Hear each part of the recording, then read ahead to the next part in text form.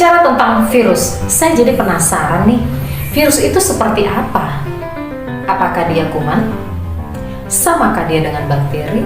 Nah, tubuh virus itu kan sangat kecil ya. Saya jadi penasaran, bentuknya bagaimana sih si virus ini? Lalu ada apa saja di dalam tubuh si virus? Nah, di pertemuan hari ini kita akan membahas mengenai virus.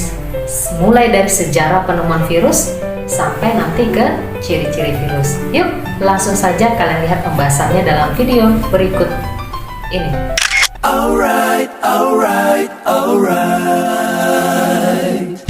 Istilah virus berasal dari bahasa Latin yaitu virion yang artinya racun. Nah, kata tersebut bisa merujuk pada banyaknya penyakit yang terjadi pada tumbuhan, hewan, dan manusia yang disebabkan oleh virus. Nah, sekarang kita lihat bagaimana sejarah penemuan virus ya.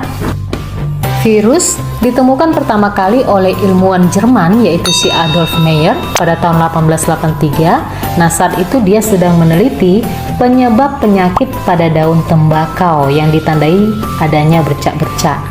Nah, penyakit itu disebut namanya penyakit mozaik.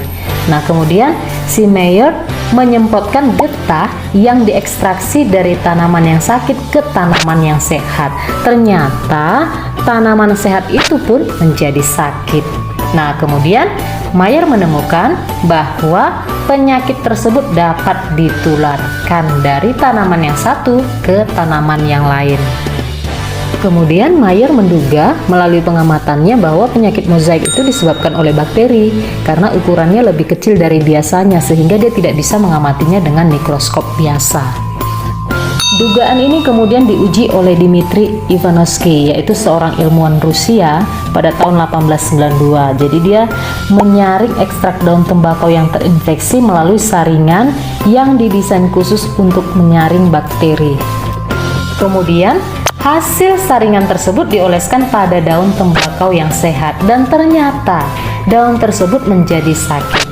Jadi, Ivanovsky juga menduga bahwa penyebab penyakit mozaik pada daun tembakau itu adalah ya bakteri karena ukurannya sangat kecil karena masih dapat melewati saringan bakteri tadi. Dan pada tahun 1897, seorang ahli botani Belanda yaitu Martinus Beijering melakukan percobaan berdasarkan penemuan Ivanovsky. Ia melakukan percobaan dengan mengoleskan getah yang telah disaring tersebut ke daun tembakau yang sehat. Setelah tanaman tersebut sakit, lalu getahnya digunakan kembali untuk menginfeksi tanaman berikutnya dan seterusnya hingga beberapa kali pemindahan. Ternyata, tahu nggak? Kemampuan patogen tersebut tidak berkurang setelah beberapa kali pemindahan. Hal tersebut menunjukkan bahwa penyebab infeksi yang ada di dalam getah yang telah disaring tersebut dapat bereproduksi. Kenapa? Karena kemampuannya dalam menimbulkan penyakit itu tidak berkurang, ya, walaupun setelah beberapa kali ditransfer dari satu tanaman ke tanaman yang lain. Sehingga Beijering memperkirakan agen penginfeksi tersebut adalah partikel yang jauh lebih kecil dan lebih sederhana daripada bakteri. Nah, ia menyebutnya sebagai virus lolos saring. Kemudian pada tahun 1935, seorang ilmuwan Amerika, Wendell Stanley, berhasil mengisolasi dan mengkristalkan partikel penginfeksi tersebut. Ia menyimpulkan bahwa penyebab penyakit pada daun tembakau itu adalah virus dan Stanley memberi nama pada virus tersebut dengan nama mozaik tembakau atau tobacco mosaic virus. Jika kristal virus dilarutkan dan larutannya dioleskan pada permukaan daun tembakau yang sehat, maka daun tersebut akan terserang mozaik juga. Penemuan Wendell Stanley yang mengatakan bahwa virus dapat dikristalkan ini menjadi hal yang menarik tetapi sekaligus membingungkan ya. Kenapa? Karena sel makhluk hidup yang paling sederhana sekalipun itu tidak dapat dikristalkan. Nah, lalu virus itu apakah termasuk benda mati? Seandainya dia benda mati, kok bisa bereproduksi ya? Yuk kita cari tahu. Sekarang kita lihat bagaimana ciri-ciri virus. Ciri-ciri virus adalah sebagai berikut. 1. Virus memiliki ukuran tubuh yang sangat kecil, antara 20 nanometer sampai 300 nanometer. Oh ya, 1 nanometer itu sama dengan 1/1 juta milimeter ya. Nah, jadi karena ukurannya sangat kecil, maka virus ini dapat dilihat dengan berbagai cara ya. Yang pertama itu bisa dengan observasi langsung menggunakan mikroskop elektron, yaitu dengan ekstrak atau sayatan ultratipis dari jaringan makhluk hidup yang terinfeksi. Yang kedua bisa melalui filtrasi melalui selaput kolodion yang memiliki porositas bertingkat. Nah, jadi virus ini dilewati melalui serangkaian selaput yang ukurannya berbeda-beda. Ya, jadi ukuran virus itu dapat diperkirakan melalui selaput yang dilewatinya. Yang ketiga melalui sedimentasi dalam ultrasentrifugasi, yaitu partikel virus disuspensikan ke dalam suatu cairan, kemudian partikelnya akan mengendap. Yang terakhir melalui pengukuran perbandingan, ya. Jadi metode ini menggunakan teknik acuan, yaitu membandingkan ukuran suatu virus dengan ukuran virus tertentu yang dijadikan sebagai acuan.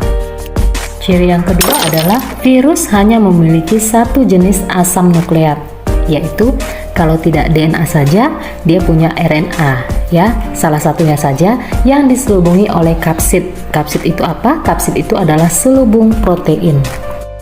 Ya, virus hanya dapat hidup dan berkembang biak pada sel hidup, ya, atau parasit intraseluler obligat. 4. Tubuh virus bukan berupa sel. Kenapa? Ya karena dia hanya tersusun atas materi genetik berupa DNA atau RNA dan diselubungi protein, ya, seperti yang saya katakan tadi, sehingga virus itu tidak memiliki inti sel, membran plasma, dan sitoplasma. 5. Tubuh virus memiliki berbagai bentuk, yaitu bentuk batang, bulat, silindris, dan bentuk huruf T.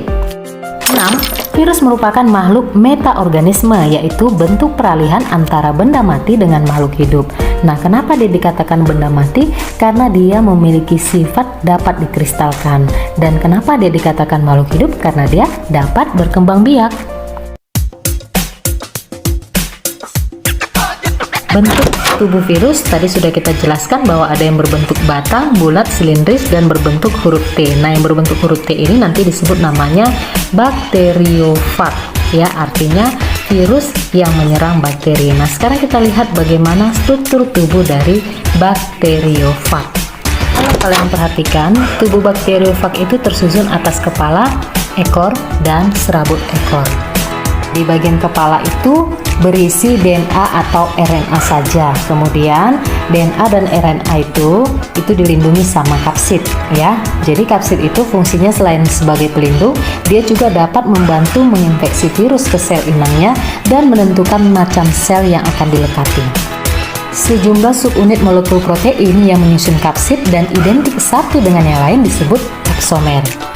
Sedangkan selubung ekor dan serabut ekor itu bagian yang digunakan oleh virus untuk melekatkan tubuhnya ke sel inang. Nah, itu dia tadi penjelasan mengenai virus, ya. Jadi virus itu merupakan makhluk peralihan atau disebut namanya metaorganisme, yaitu makhluk hidup, bisa juga dikatakan dia benda mati. Tadi sudah kita lihat bagaimana bentuk virus, bagaimana ciri-ciri virus, lalu untuk perkembangbiakan virus itu akan kita bahas di pertemuan berikutnya, ya. Jadi materi kita hari ini sampai di sini dulu, dan terima kasih, tetap semangat.